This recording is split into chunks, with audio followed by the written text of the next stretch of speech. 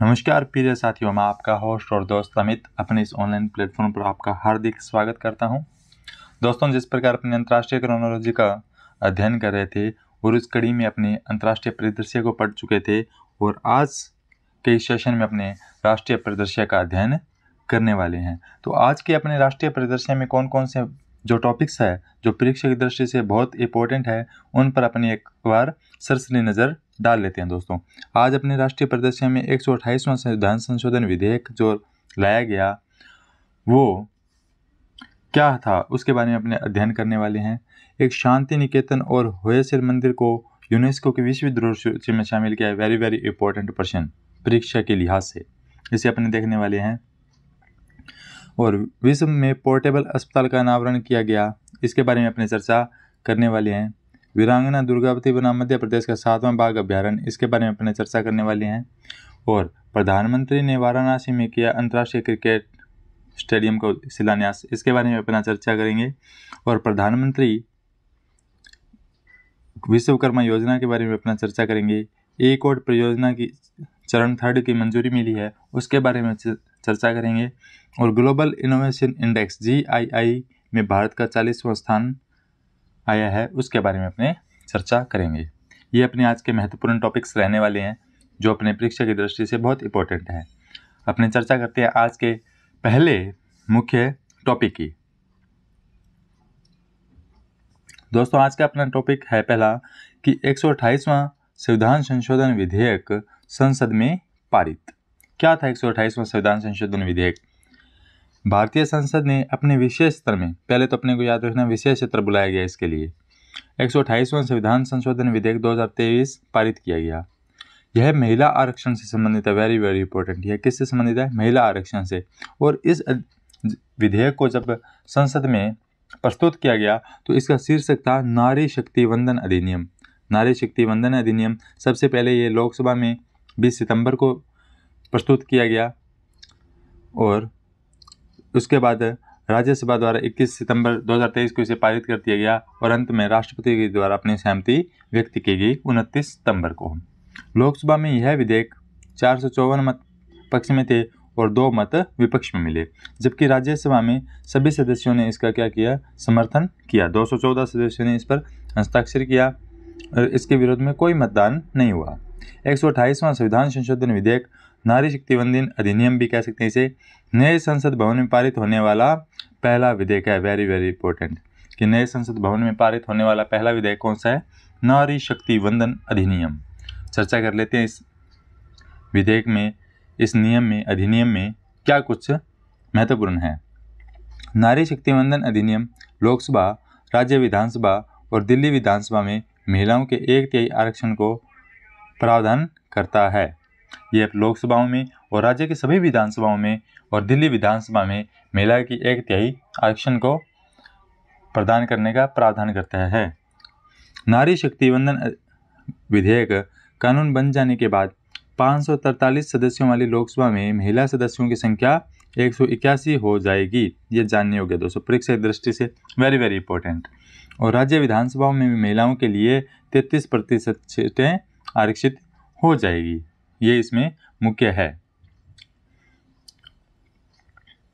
विधेयक में फिलहाल 15 वर्ष के लिए आरक्षण का प्रावधान किया गया है। संसद को इसे बढ़ाने का अधिकार होगा।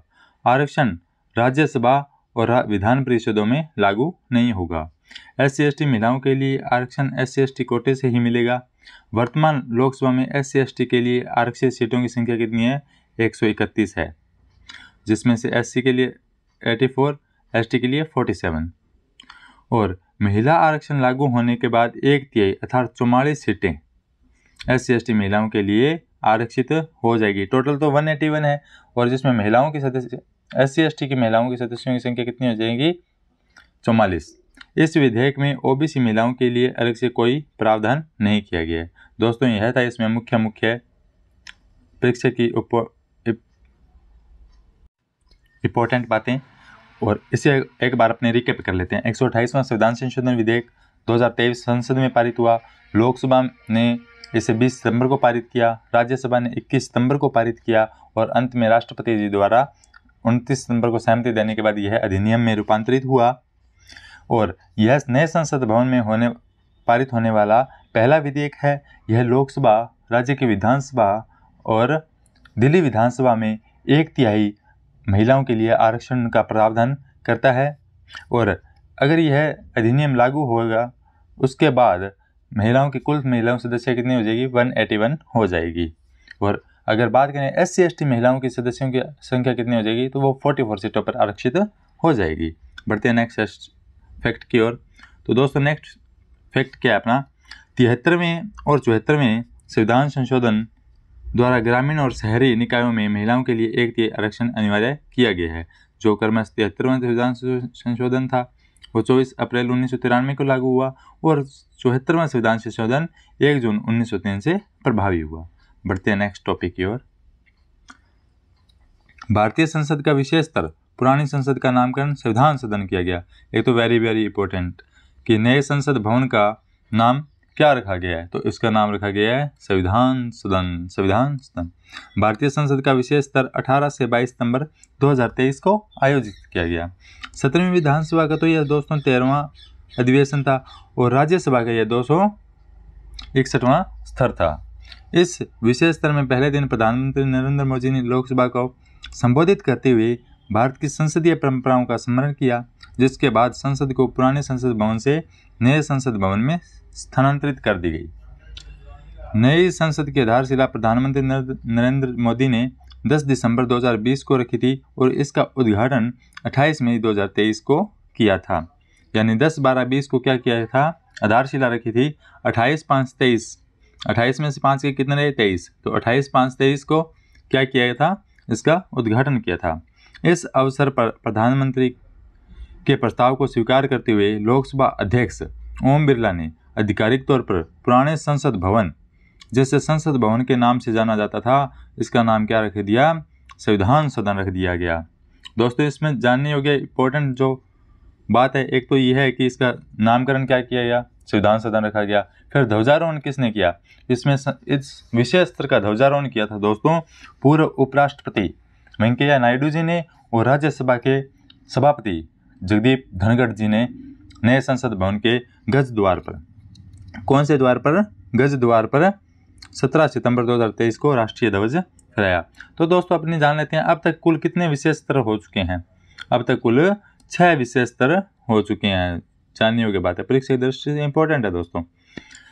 अगर अपने पॉलिटी का अध्ययन करते हैं तो उसमें ये बातें जानने को होती है, लेकिन इस साथ साथ अपने इसको भी जान लेते हैं।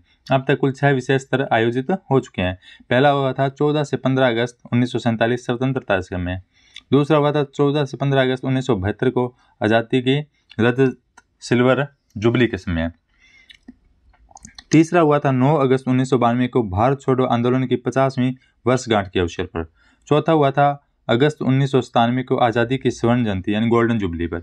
पांचवा हुआ था दोस्तों 30 जून 2017 GST लागू करने के लिए आधी रात को विशेष स्तर हुआ था।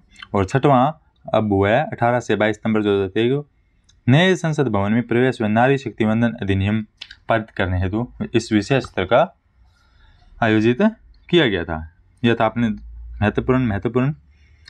इसे एक बार रिकैप कर लेते हैं कि भारतीय संसद का विशेष स्तर का पुराने संसद भवन का नाम चेंज करके क्या रख दिया गया है, संविधान सदन।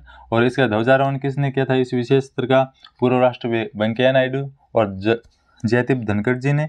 और अब तक कुल कितने विशेष स्तर आयोजित हो चुके हैं, तो 6 विशेष स्तर आयोजित हो चुके हैं।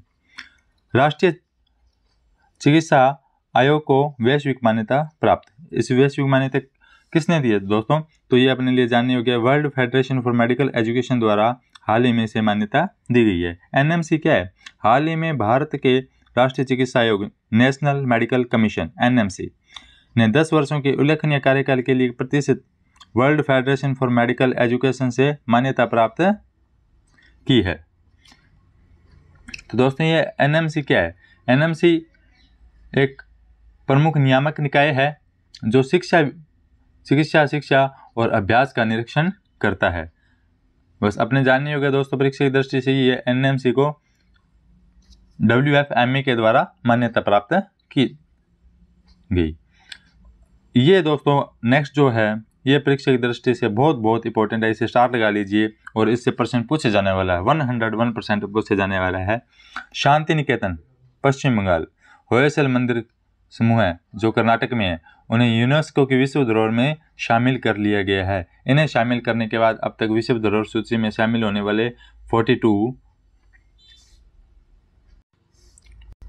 विश्व धरोहर की संख्या हो चुकी है।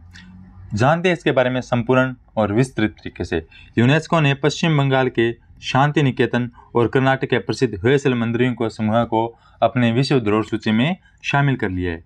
कर्नाटक में होयसल के पवित्र मंदिर समूह बेलूर, हैलेबिड और सोमनाथपुरा के होयसल मंदिरों को यूनेस्को की विश्व धरोहर सूची में शामिल किया गया है।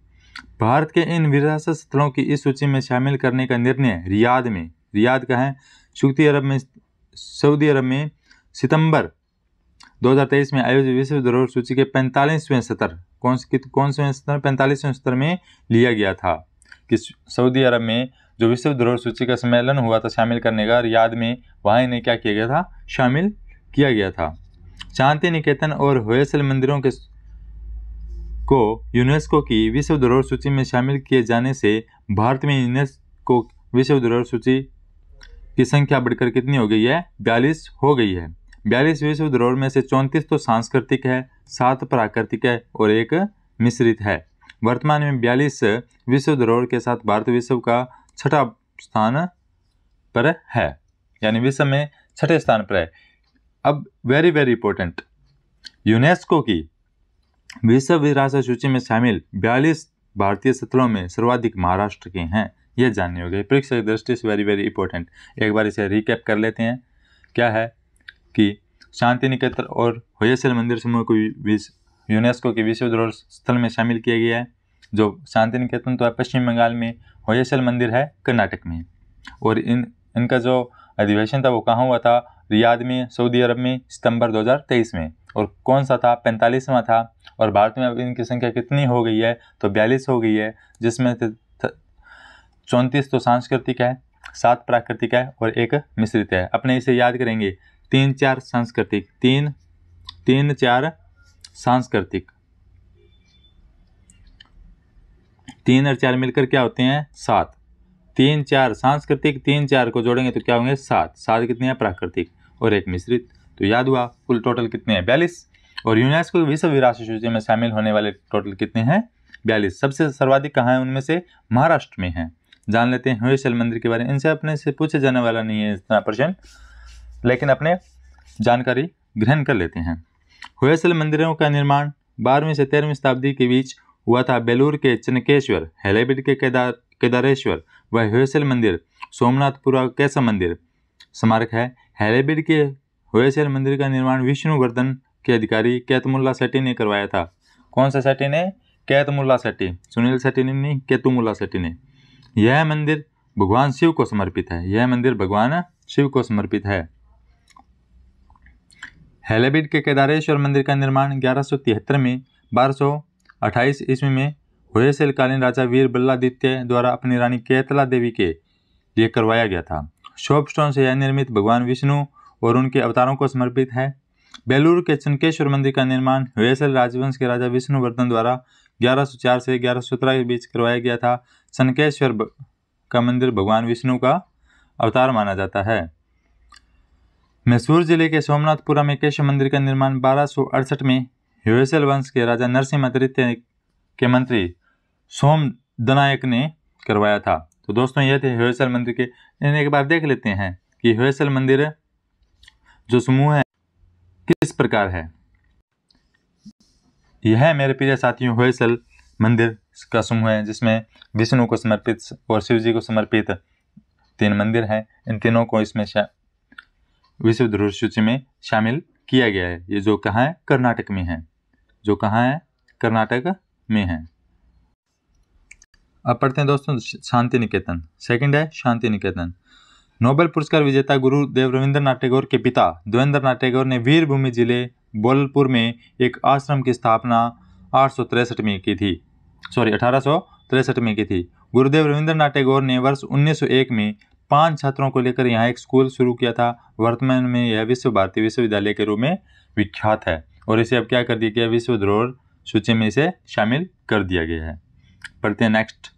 2023 में 100 next the emerging leaders shaping the world, 100 next the emerging leader shaping the world में किसे शामिल किया गया? तो इन 3 भारतीयों को इसमें शामिल किया गया। इसकी आपने चर्चा की थी, इसे याद किया था हमने हर दिन टेंशन से। हर दिन टेंशन, हरमनप्रीत को इसमें शामिल किया गया है।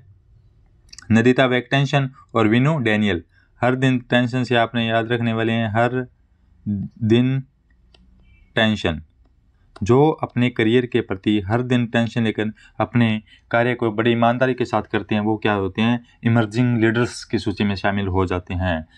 तो हर दिन टेंशन रखेंगे, तो हर दिन से इसे अपने ट्रिक के माध्यम से हर से हरमनप्रीत को, और दिन से डैन से अपने याद रखेंगे विनू डैनियल, और टेंशन से ही रखेंगे नदिता वेंकटेशन। इस प्रकार अपने बहुत आसानी से इसे याद करने वाले हैं। बढ़ते हैं नेक्स्ट।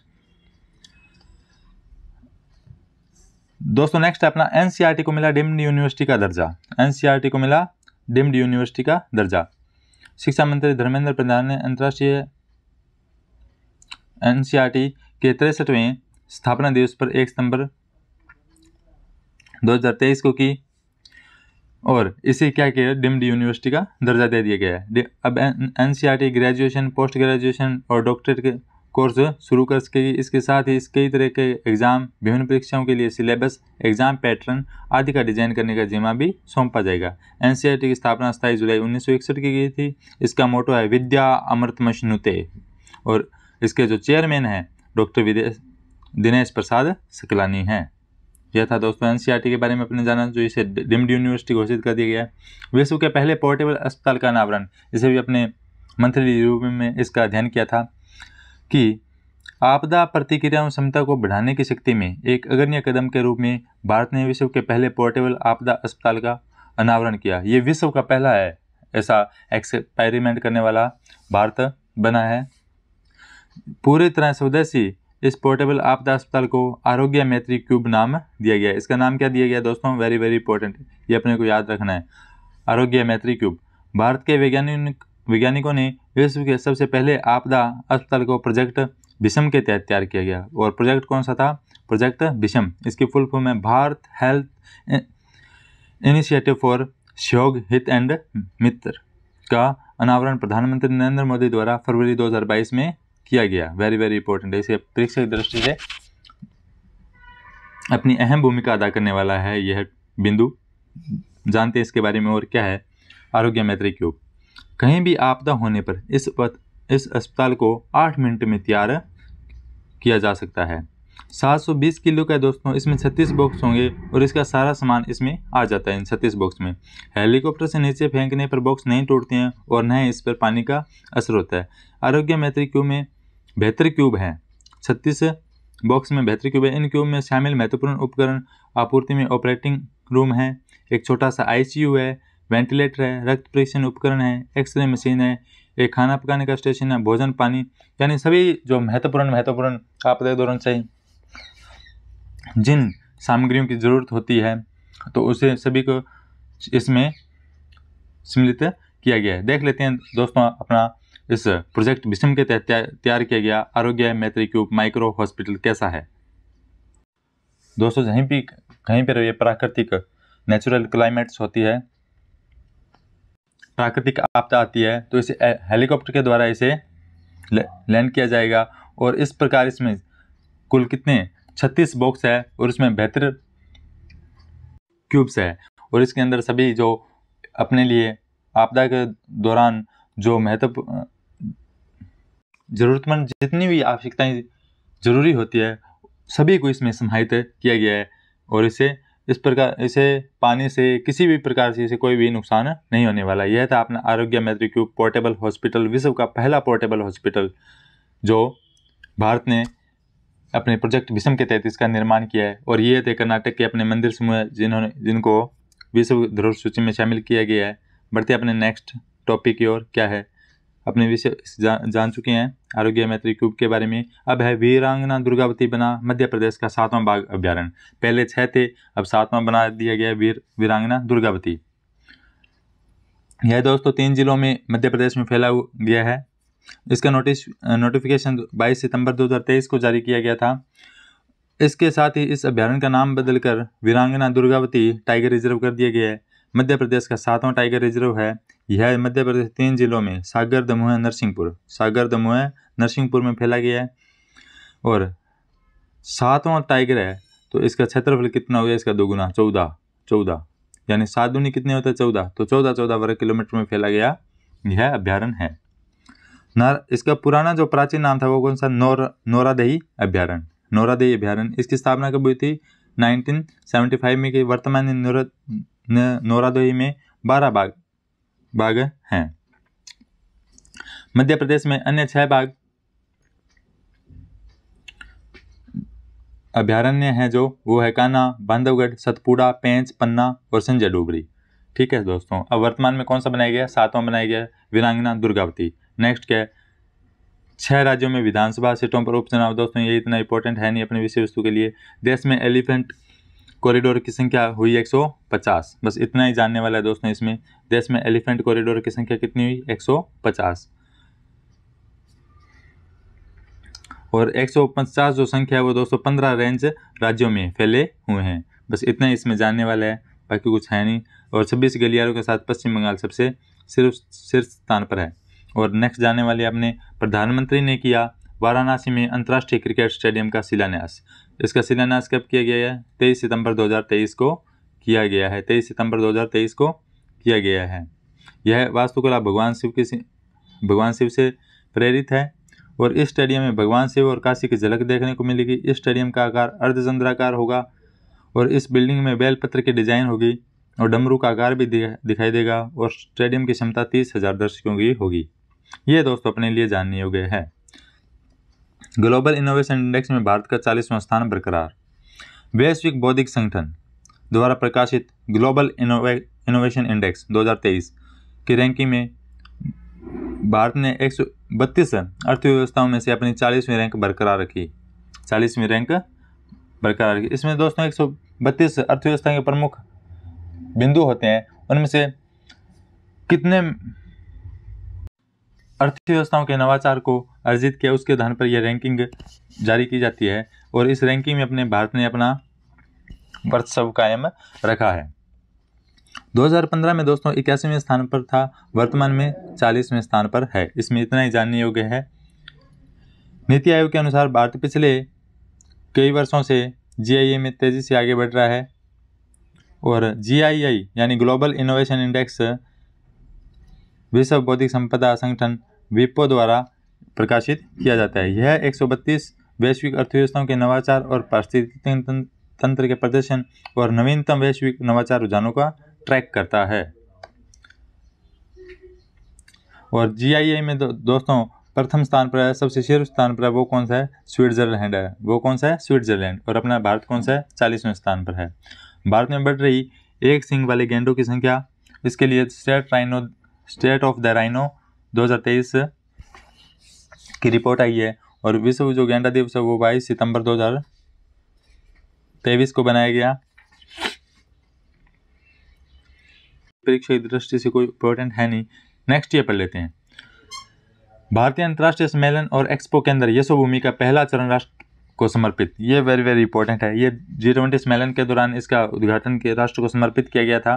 प्रधानमंत्री नरेंद्र मोदी जी ने नई दिल्ली के द्वारका में भारत के अंतर्राष्ट्रीय सम्मेलन और एक्सपो केंद्र यशोभूमि का पहला चरण 17 सितंबर 2023 को राष्ट्र को समर्पित किया। यह क्या है दोस्तों, यह एक प्रकार की गैलरी होगी, प्रदर्शनी होगी, जहाँ पर मेलों को लेकर, व्यापारिक मेलों को लेकर सभी प्रकार की वहाँ प्रदर्शनियाँ सुसज्जित किया जाएगी। यशोभूमि भारत अंतर्राष्ट्रीय सम्मेलन और एक्सपो केंद्र यशोभूमि दुनिया के सबसे बड़े प्रदर्शनी हॉलों में से एक है। इसका उपयोग क्या किया, प्रदर्शनियों में, व्यापार मेलों में और व्यावसायिक कार्यक्रमों में मेजबानी के लिए इसका प्रयोग किया जाएगा। इसमें जानने योग्य यही था दोस्तों, जो प्रधानमंत्री जी के द्वारा अंतर्राष्ट्रीय सम्मेलन और एक्सपो केंद्र जो स्थापित किया गया यशोभूमि, उसका राष्ट्र को कब समर्पित किया गया, तो 17 सितंबर 2023 को समर्पित किया गया। और इसका उपयोग क्या होगा, प्रदर्शनी और व्यापार मेलों और व्यावसायिक कार्यक्रम मेजबानी के लिए किया जाएगा। देख लेते हैं इसे भी किस प्रकार का होने वाला है ये। तो दोस्तों ये है, इस प्रकार की बिल्डिंग स्थापित की गई है और बहुत बड़ी गैलरी है। इसे एक बार आप ज़रूर सर्च कीजिएगा, न्यू कन्वेंशन सेंटर इन दिल्ली, यशोभूमि। और कल आपने चर्चा की थी भारत मंडपम के बारे में, वह भी बहुत शानदार इमारत थी और एक नया नवाचार था।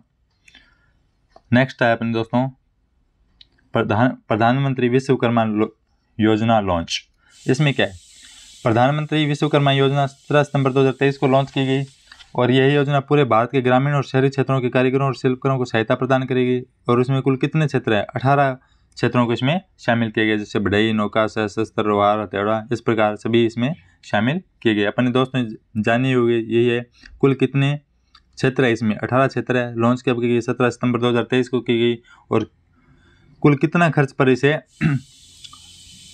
केंद्र सरकार द्वारा वित्त पोषित किया जाएगा, 13,000 करोड़ पैसे लागत से इसे केंद्र सरकार के द्वारा, संपूर्ण केंद्र सरकार का इसमें बजट लगने वाला है, वित्त पोषित केंद्र सरकार द्वारा होगी।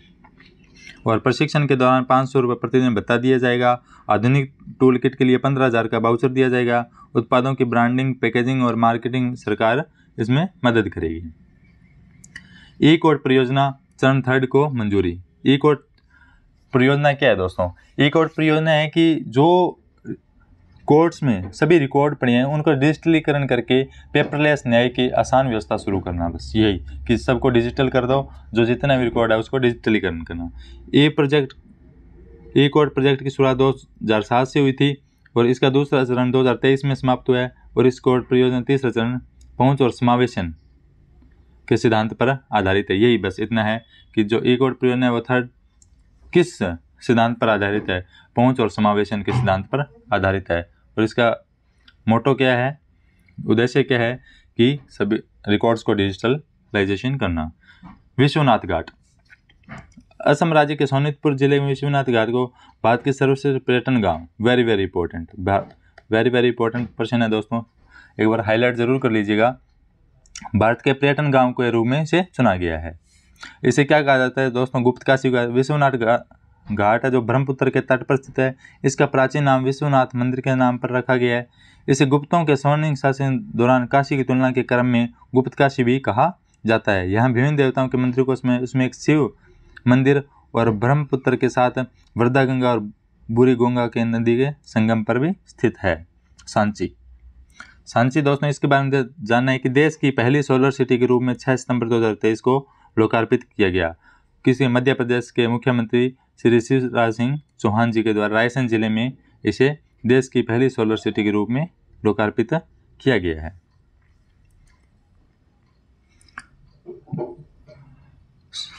नेक्स्ट दोस्तों, सांची को नेट जीरो सिटी बनाने के कार्य पर भी हस्ताक्षर हुए हैं। Statue of oneness, very important दोस्तों, स्टैचू ऑफ वननेस।